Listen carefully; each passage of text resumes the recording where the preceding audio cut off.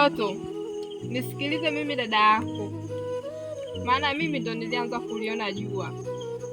Bahati hii ya kuolewa niachie mimi. Atapokuja najua kabisa atakuchagua wewe, basi bidi ukatae ili anichague mimi.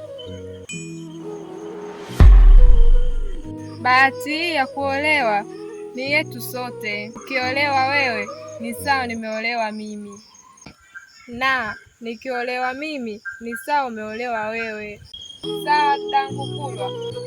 Doto, nielewe mimi ninachosema. Najua tu utachaguliwa wewe,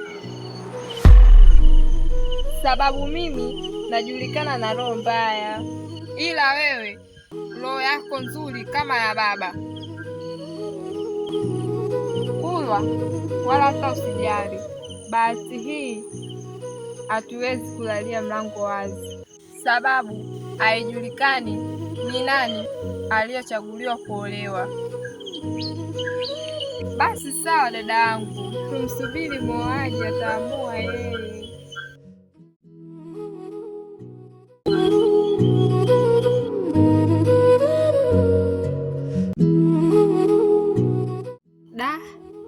Doto hataki kunielewa kabisa. Hapa kwenye kijiji atanioa nani?